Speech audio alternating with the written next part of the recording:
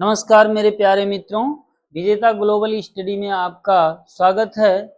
फिर से आज हम लोग सीटेट 2026 का जो सितंबर में एग्जाम होने वाला है उस सिलेबस से हम लोग पर्यावरण अध्ययन से पर्यावरण एवं संबंध टॉपिक पर कुछ महत्वपूर्ण प्रश्नों पर चर्चा करेंगे जो विगत वर्षों में आए हुए हैं। आइए चलिए देखते हैं। हाँ, देखिए, पहला प्रश्न दिया है, हमारे देश के किस राज्य में खेजड़ी के वृक्ष बहुतायत में पाए जाते हैं? तो सबसे पहले तो आप ये देखिए कि जो खेजड़ी है इसकी इतिहास क्या है। तो खेजड़ी जो है राजस्थान के जोधपुर जो जिला है उस जिला के खिजड़ी नामक ग्राम में ये वृक्ष पाया जाता है और वहां पे एक बिश्नोई समाज है जो ये खिजड़ी वृक्ष को देवता के रूप में पूजता है। पर्यावरण संरक्षण के लिए, पर्यावरण संरक्षण की दृष्टि से वो जो बिश्नोई समाज है वो वृक्षों की पूजा करता है। ठीक, जानवरों की पूजा करते हैं वो लोग, ठीक है ना। और उन्हीं लोगों का जो इस खेजड़ी है ना, खेजड़ी की जो छाल है वो दवा के रूप में प्रयोग किया जाता है, ठीक है ना। तो यहाँ ऑप्शन में दिया है कि उत्तराखंड, असम, राजस्थान, बिहार। तो न उत्तराखंड में है, न असम में है, न बिहार में है, बल्कि खेजड़ी नाम का जो वृक्ष है वो राजस्थान में पाया जाता है। अगला है डिजर्ट ओक नामक वृक्ष कहाँ पाया जाता है? राजस्थान में पाया जाता है, या फिर अबू धाबी में पाया जाता है, ऑस्ट्रेलिया में पाया जाता है, कि रेगिस्तान में पाया जाता है? तो ये डिजर्ट ओक जो है ऑस्ट्रेलिया में पाया जाता है। ये डिजर्ट ओक जो है, जो इनकी जड़ होती है वो वृक्ष से 30 गुना लंबी होती है और धरातल में इतने तह तक पहुंचती है, जहां तक पानी होता है वहां तक जाती है और अपने अंदर पानी को एकत्रित की हुई होती है। और रेगिस्तान के जो निवासी होते हैं ओक के जड़ से पानी निकाल करके पीते रहते हैं, ठीक है ना। तो ये डिजर्ट ओक कहाँ पाया जाता है? ऑस्ट्रेलिया में पाया जाता है। अगला प्रश्न है, बिहार के लोगों के लिए मधुमक्खी पालन शुरू करने की सबसे अच्छी अवधि क्या है? जनवरी से मार्च है, या अप्रैल से जून है, जुलाई से सितंबर है, या अक्टूबर से दिसंबर है? तो आप जानते भी होंगे कि ठंडी के दिनों में अक्टूबर से दिसंबर के बीच में ही आपको मधु, ठीक है ना, मधुमक्खी अपना छत्ता लगाए होती हैं और खास करके अक्टूबर से दिसंबर महीने में ही ये मधुमक्खियां अपने अंडे को जन्म देती हैं, अंडे पैदा करती हैं। इसलिए ये अक्टूबर से दिसंबर महीने में मक्खी पालन का कार्यक्रम किया जाता है। मक्खी पालन किया जाता है, कहाँ पे किया जाता है?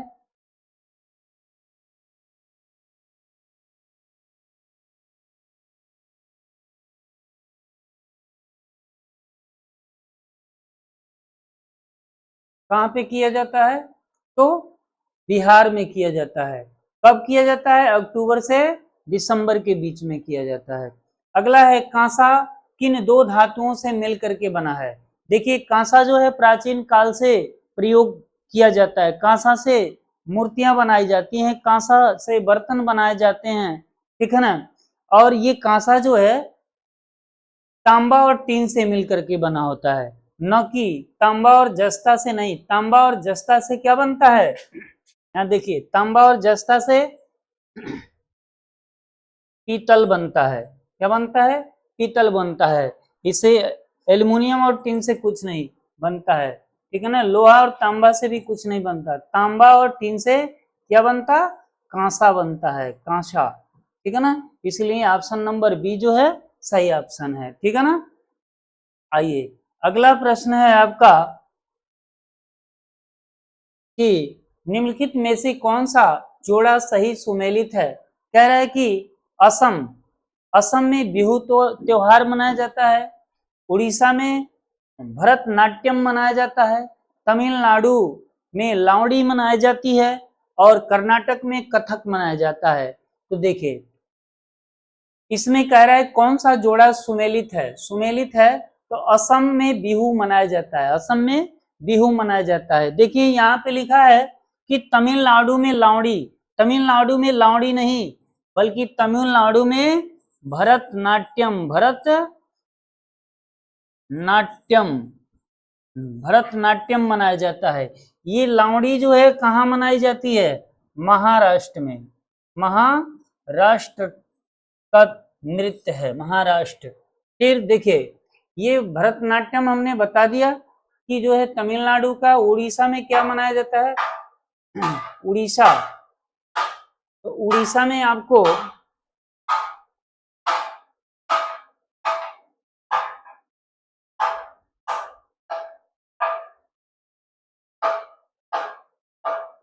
उड़ीसा में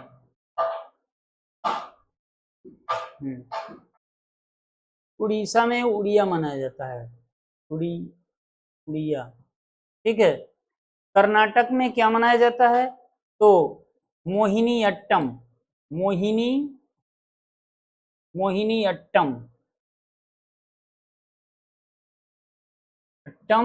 और क्या मनाया जाता है, कथकली, कथकली,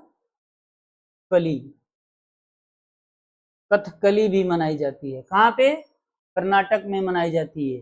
और का अगर आपसे पूछा जाए झारखंड, झारखंड में तो क्या बताएंगे, छऊ, क्या बताएंगे, छऊ, ठीक है ना। असम का शास्त्रीय नृत्य क्या है, असम का शास्त्रीय नृत्य क्या है, तो सात्रिया, सात्रिया, ठीक है ना, इस तरह से। और बिहार का क्या है, तो बिहार का नृत्य क्या है, लोक नृत्य है, तो है आपका विदेशिया, विदेशिया, ठीक है ना, विदेशिया है। इस तरह से अलग अलग राज्यों के अलग अलग लोक नृत्य, अलग अलग शास्त्रीय नृत्य होते हैं, ठीक है ना। आइए तो इसमें आपका जो ऑप्शन नंबर ए है सही है। अगला प्रश्न है हमारा, हमारे देश में ठंडा रेगिस्तान किसे कहा जाता है, ठीक है ना। लद्दाख को कहा जाता है, मनाली को कहा जाता है, लेह को कहा जाता है, शिमला को कहा जाता है, तो इसमें से किसको कहा जाता है। देखिए न लेह हमारा ठंडा रेगिस्तान है, न शिमला है, न मनाली है, हमारा ठंडा रेगिस्तान कोल्ड डिजर्ट लद्दाख को कहा जाता है। किसको कहा जाता है, लद्दाख को कहा जाता है। इसलिए अगला देखिए, बगुला प्रायः भैंस की पीठ पर बैठता है, इसका मुख्य कारण क्या है। अर्थात गाने के लिए, यानी कि भैंस की पीठ पर बगुला बैठता है, गाना गाने के लिए बैठता है, या सवारी करने के लिए बैठता है, या सहजीवी संबंध बनाने के लिए, या सुरक्षा के लिए बैठता है। तो देखिए गाना गाने के लिए बगुला नहीं बैठता है, गाना गाने के लिए बगुला भैंस की पीठ पर नहीं बैठता, न सवारी करने के लिए बैठता है, न सुरक्षा के लिए बैठता है। बगुला किस लिए बैठता है कि जो भैंस होती है, भैंस के शरीर में जो कीड़े होते हैं, ठीक है ना, जो कीड़े होते हैं, उन कीड़ों को खाने के लिए बगुला इनकी पीठ पर, भैंस के पीठ पर बैठता है और अपना भोजन प्राप्त कर लेता है। तो क्या होता है, सॉरी, बगुला अपना भोजन कर लेता और भैंस को क्या होता है, एक आराम मिल जाता है कि कीड़े से मुक्ति मिल गई। अर्थात तो दोनों एक दूसरे के क्या हैं, सहजीवी हैं, दोनों क्या हैं, एक दूसरे के सहजीवी हैं, ठीक है ना। अर्थात प्रश्न नंबर 7 का जो ऑप्शन नंबर बी है ये सही है। अब आता है प्रश्न नंबर 8, लिखा है घटपर्णी पौधा जिसको नेफेंथस के विषय में, नेफेंथस कहा जाता है, के विषय में कौन सा कथन सही है। तो कह रहा है भारत में नहीं पाया जाता है, केवल कीड़े खाता है, चूहों को भी खाता है, और लिखा है पत्तियां उत्सर्जित करता है। तो देखिए कीड़े खाता है, लेकिन यहाँ केवल शब्द आया है, ये नेगेटिव शब्द है। और सीटेट में आपको नेगेटिव वर्ड यही जो है ना माइनस मार्किंग आपको कर देगा, यानी आपका एक नंबर खा जाता है। तो केवल है, इसी तरह यही, तो ये सब नेगेटिव वर्ड हैं जो कि आपके नंबर को काट देंगे। देखिए ये भी नहीं है। फिर भारत में नहीं पाया जाता, पाया जाता है भारत में। घटपाड़ी कहाँ पाया जाता है? तो मेघालय में पाया जाता है। फिर कह रहा है कि पत्तियां उत्सर्जित करता है, ठीक है ना, ये भी नहीं है।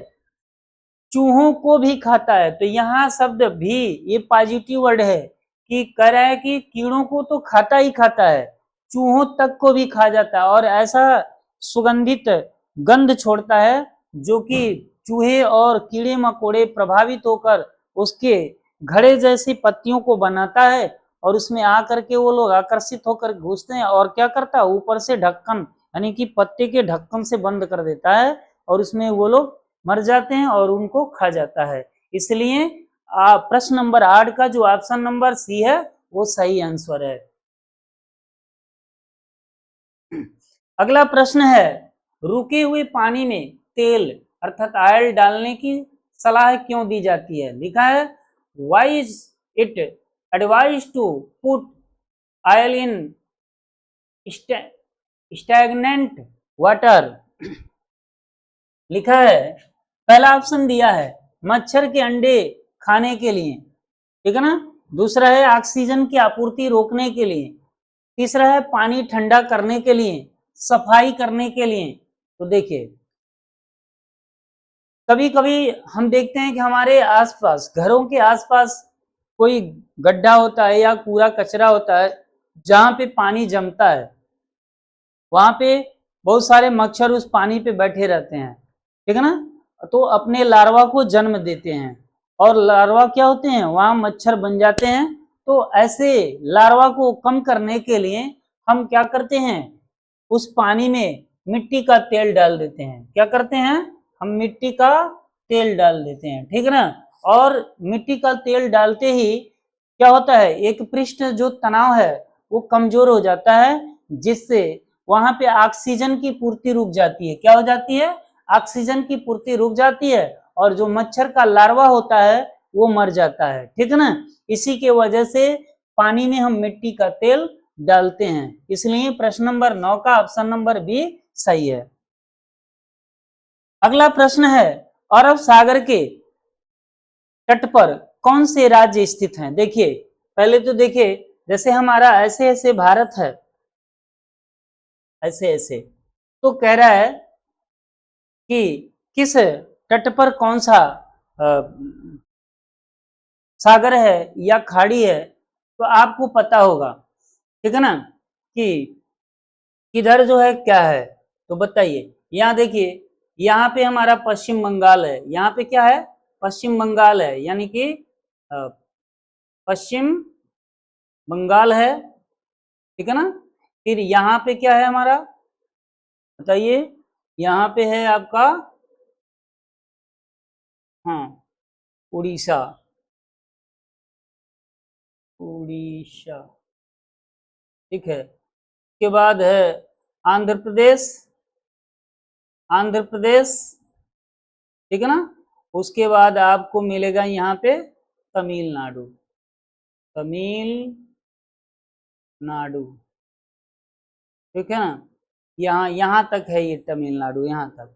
अब इधर से आपको क्या मिलेगा, यहाँ देखिए ऐसे ऐसे है राज्य ना, ये गुजरात, ये क्या है, तो यहाँ से यहाँ तक गुजरात, ठीक है ना, गुजरात। गुजरात के बाद यहाँ पे आपको मिलेगा महाराष्ट्र, महाराष्ट्र मिलेगा।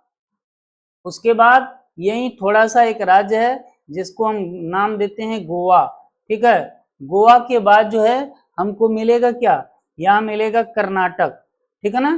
थोड़ी क्या मिलेगा, कर्नाटक, कर्नाटक मिलेगा। और कर्नाटक के ऐसे पकड़े हुए एक राज्य मिलता है जिसका नाम है केरल, केरल, ठीक है ना। और ये किधर है, तो अरब सागर, यहाँ क्या है, अरब, अरब सागर है, और यहाँ क्या है, बंगाल की खाड़ी है। क्या है, बंगाल की खाड़ी है, ठीक है ना। तो सबसे पहले देखिए, तो पूछ क्या रहा है, अरब सागर के तट पर कौन से राज्य स्थित हैं। तो देखिए यहाँ पे अरब सागर यही हमारा केरल, कर्नाटक, महाराष्ट्र, केरल, कर्नाटक, महाराष्ट्र, तो अरब सागर के तट पे ही है, ये हमारा ऑप्शन सही है। अब कह रहा है तमिलनाडु, आंध्र प्रदेश, कर्नाटक कहाँ है, तो तमिलनाडु, आंध्र प्रदेश, ये सारे के सारे राज्य जो भी हैं वो बंगाल की खाड़ी वाले तट पर स्थित हैं, इसलिए ये हमारा ऑप्शन सही नहीं है। अगला कह रहा है गुजरात, महाराष्ट्र, उड़ीसा, तो गुजरात कहाँ है, गुजरात है, महाराष्ट्र है, लेकिन उड़ीसा इधर है, इसलिए ये भी ऑप्शन नहीं सही है। यहाँ कह रहा है बंगाल, केरल, तमिलनाडु, देखिए बंगाल, केरल, केरल इधर है और तमिलनाडु इधर है, इसलिए ये भी ऑप्शन सही नहीं है। इसमें ऑप्शन नंबर बी यानी प्रश्न नंबर 10 का ऑप्शन नंबर बी जो है सही आंसर है। अगला प्रश्न है आयरन की कमी को पूरा करने के लिए कौन से खाद्य पदार्थ उपयुक्त हैं, यानी कि लिखा है यहाँ पे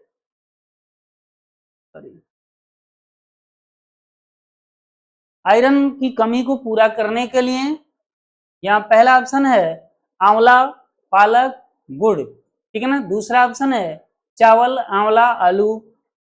तीसरा है बंद गोभी, भिंडी, गुड़, सेब, गुड़, दूध, ये सारी चीजें लिखी हैं। तो देखिए ये आयरन, आयरन लिखा है ना, आयरन, तो आयरन की पूर्ति चावल से नहीं होती है, आंवले से होती है, आलू से भी नहीं होती, इसलिए ऑप्शन नंबर बी सही नहीं है।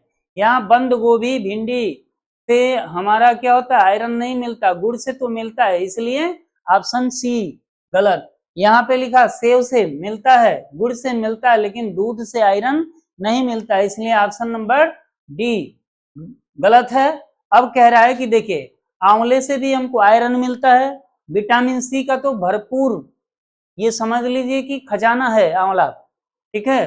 पालक से भी आयरन मिलता है, गुड़ से भी आयरन मिलता है, इसलिए आयरन की कमी को पूरा करेंगे तो कौन, इनेमिया जिसको बोलते हैं, रक्त, हाँ रक्त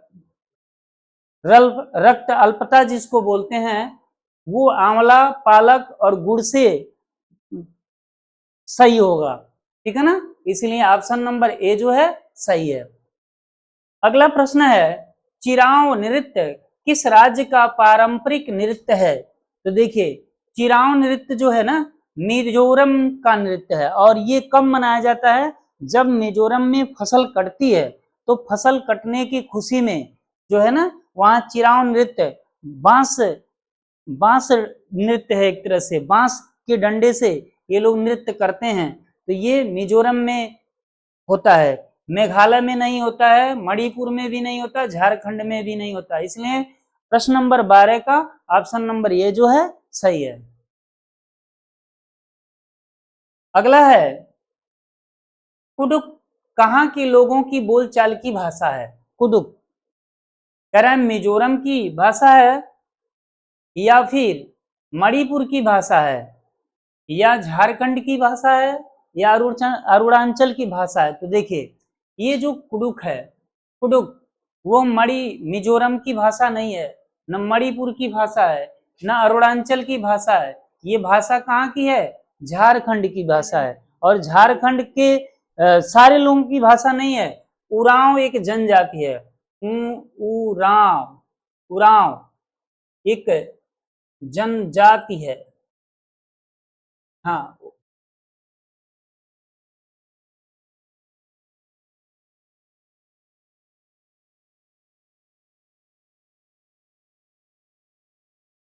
उरांव, ठीक है ना, उरांव एक जनजाति है जिनकी भाषा कुडुक है।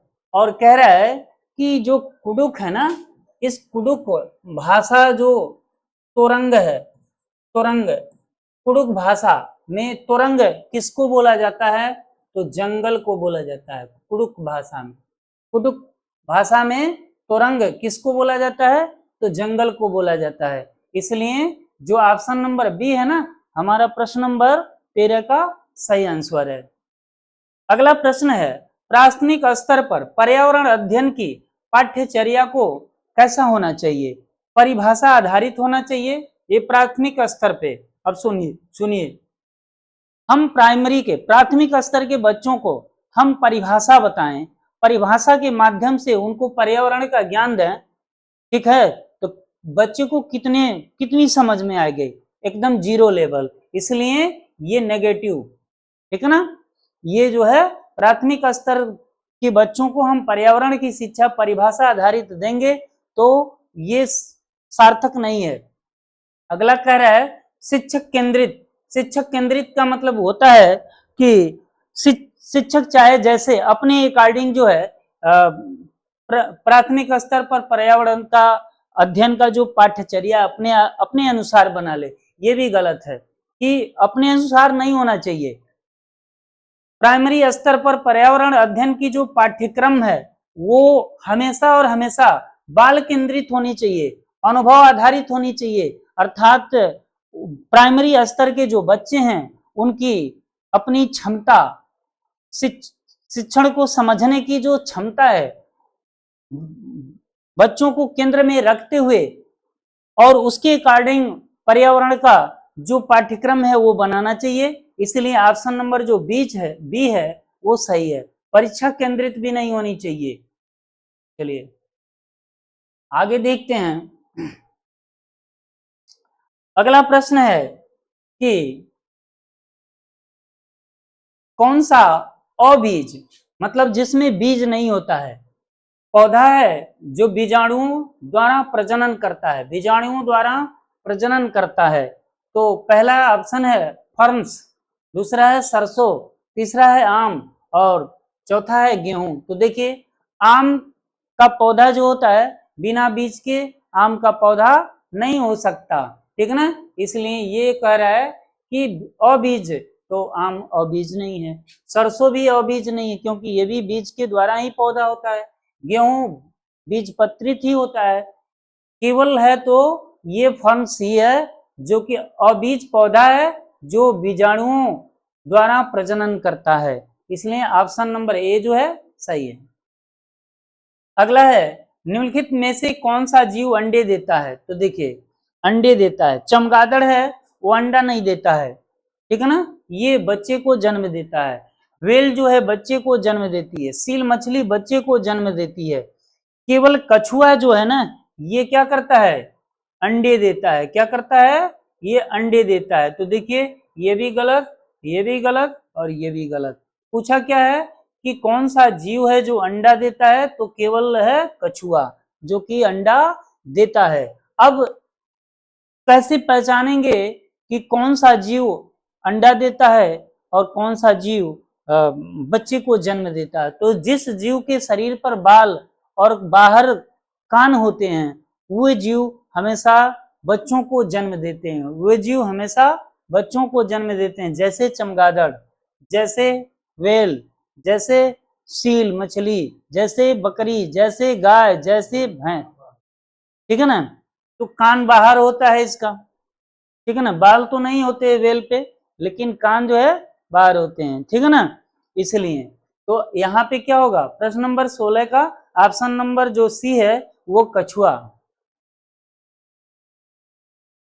अगला प्रश्न है पोचमपल्ली गांव किस राज्य में स्थित है?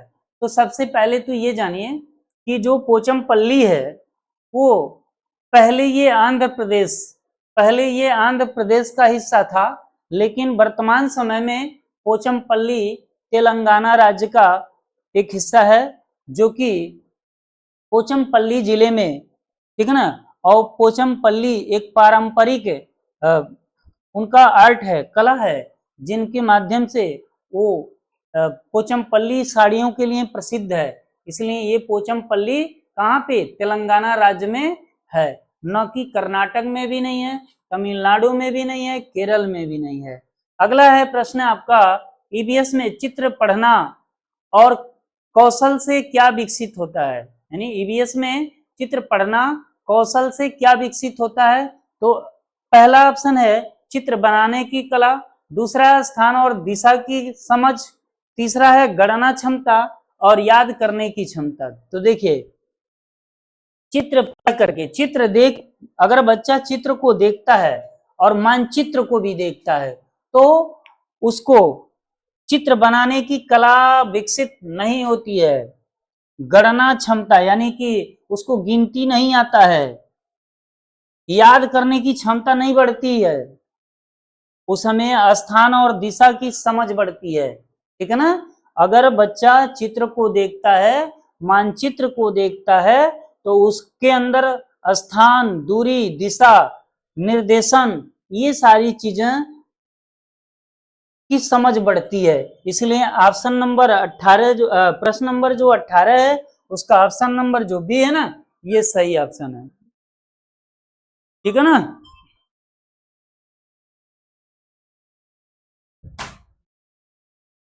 आइए आगे देखते हैं।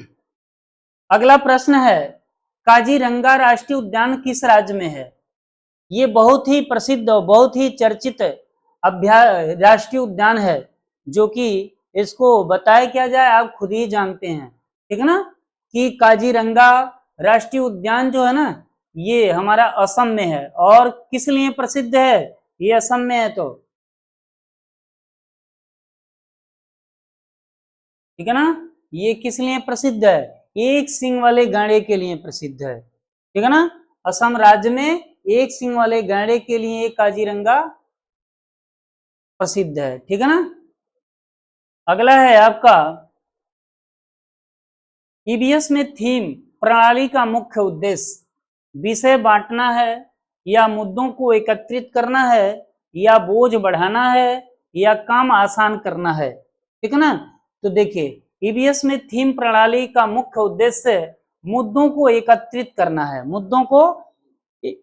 मुद्दों को एकीकृत करना है, ठीक है ना। अब आइए देखिए ईबीएस में थीम कितने प्रकार के होते हैं, ईबीएस में थीम कितने प्रकार के होते हैं। तो थीम जो है ना ईबीएस में ये थीम कितने होते? 6 होते हैं, 6, ठीक है ना। पहला क्या है? पहला है परिवार व मित्र, दूसरा है आपका भोजन, आवास, पानी, यात्रा, अन्य वस्तुएं, ठीक है ना। ये हमारा थीम है, किसका? पर्यावरण का, पर्यावरण के ये हमारे थीम है। इसलिए देखिए ईबीएस में थीम प्रणाली का मुख्य उद्देश्य मुद्दों को एकत्रित करना है, एकीकृत करना है, ठीक है ना। तो आइए आज के लिए इतना ही। Thank you for watching.